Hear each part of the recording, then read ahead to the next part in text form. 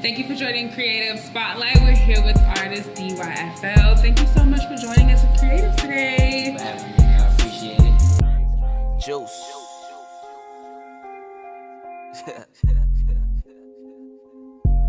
Juice. Got 100 labels on speed dial, but I'm still indie. I can snatch your pedal in a couple words, nigga, don't tempt me. I'm a po nigga, I don't po feelings, I po Remy. And I never counted on nobody except for Benji. Got a main chick and a side chick, cause I'm too smooth. Every other week, I need another pair like new. Yes, so glad to have you here. So, you are a up-and-coming rapper in the South Florida area. So tell me, who is Dyfl? Dyfl is still a kid coming up from Overtown, in the rough streets of Overtown. Going to school, always been into his books, always been into sports, always been into just being a creator. And that's who Dyfl is. I'm still that child at heart that's never changed, and that's who I will forever be. That kid is what drives my passion and my intellect and my love for music. Nice. So could you let us know what Dyfl stands for? What does it mean? Originally, I was working with Cool and Dre when I was a kid. I was about 14, 15 years old working with Cool and Dre. Nice. And I had the name Young Future. My real name is Demetrius Lumpkin, so I abbreviated Demetrius Young Future Lumpkin. After Future came out, you know what I'm saying? So I was forced to change my name. Got it. But at the end of the day, I still abbreviate it, and I still tell people that it stands for Do You for Life, which means be yourself, do what you love, you know what I'm saying? By any means necessary. And I live by that every day, so I want people to live by that also.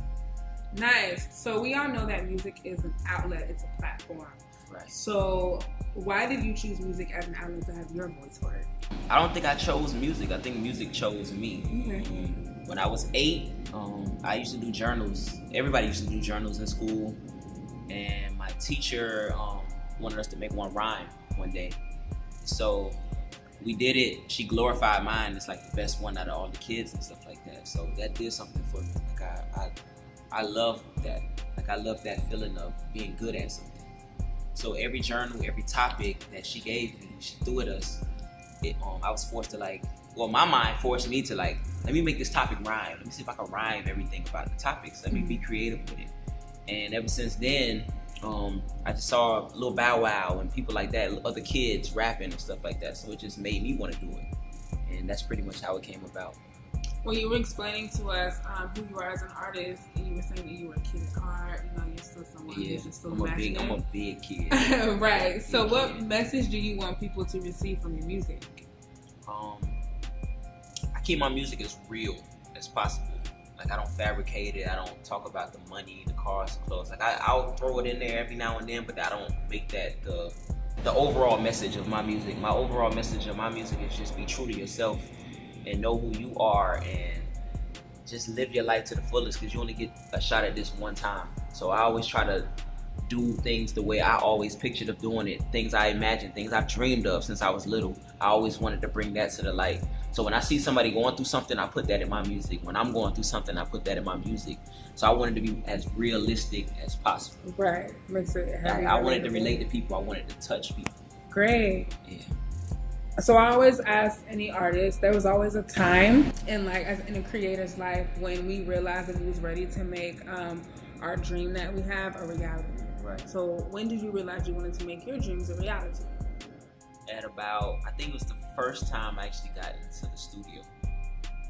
When I started recording and I heard myself on a record for the first time with a hook and some verses and stuff like that, I was like, I fell in love. Like I couldn't stop listening to it. I was like, I had to show everybody. I had to let everybody hear it. I had to do this, I had to do that. So once I saw that I did it, I knew I could actually do it, if that makes any sense. Right, understood. Got it.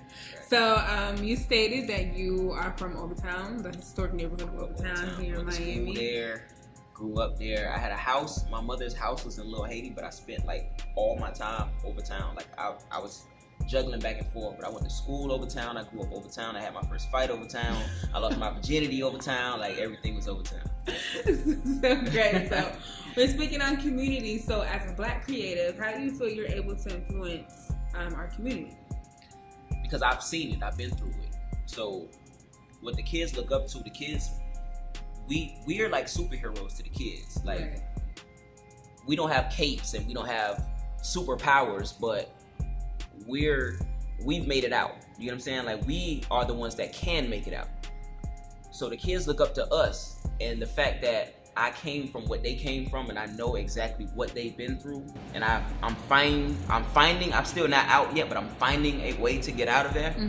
It's gonna inspire a lot of them, because they're gonna be like, yo, he did it. You know what I'm saying? He was in the same position I was in it. He did it. You know what I'm saying? So I plan on inspiring them by just showing them that you guys have the ability to do the same thing I could do. You know what I'm saying? You can do music, you can play sports, it don't even have to be that. Whatever you love, if you put 110% into what you love, you can make it happen. Don't worry about what nobody say. Like, people gonna close the door in your face 100 times. Don't worry about what nobody say, how they feel. Don't let them put their failures on you. Right. Just because they couldn't do it don't mean you can't do it. Exactly. Give it your 110% and go crazy when you get it. Exactly. I think this is like the best inspiration for young kids coming up today. So recently there was the BET Hip Hop Awards that was happening in Miami for the second year, I want to say. Yeah. Which was a really good look for Miami artists, especially here in South Florida and Miami as well. Right. So tell us about your experience there. My experience was dope, man. I was touched because it's been a long time since we saw artists from here, like a bunch of artists from here at the awards. Like, you had City Girl, you had Carisha from City Girls, you had her like giving away like an award. And you had Balgreezy performing with Lil Duval, and then you had Zoe Dollars there nominated. Like, and these are all people I've been around. So that was just inspiring to see like Miami like on the map, because we haven't been on the map in a long time. That's the main thing I took from that. Like, we really had 3 or 4 artists like from the city, and the kid that Khaled just signed. That song was so hard. Yeah, it's nice to know that like an award show will come into a city and actually give recognition to those artists that are here and working and grinding. Right, but even if the awards wasn't here, those artists are still on. Exactly. So that's just super dope, because we haven't had a bunch of artists from the city on in a long time, especially more than one at the same time.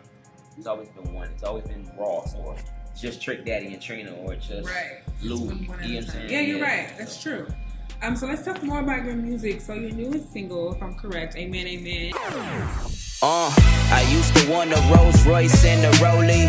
Jesus peace change, so everybody think I'm holy. Amen, amen, amen, amen, amen, amen, amen, amen. Yes, that's my what was the inspiration behind the single? That song is pretty much about a balance. It's about wanting the material things and then wanting the spirituality at the same time, because there's like it's weird, because they feel like you can't have both at the same time.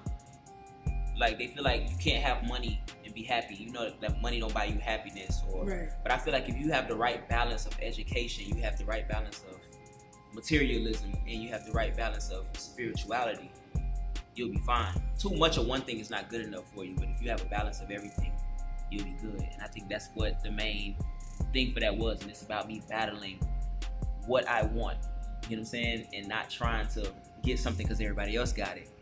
You know what I'm saying? It's like what I truly want, what I genuinely want, and when I get it, I don't care what nobody say. I got it, I'm gonna be happy with it, and I'm gonna do whatever I want. Right. Was there like a particular moment in your life when you realized that you were going to push you to like write that?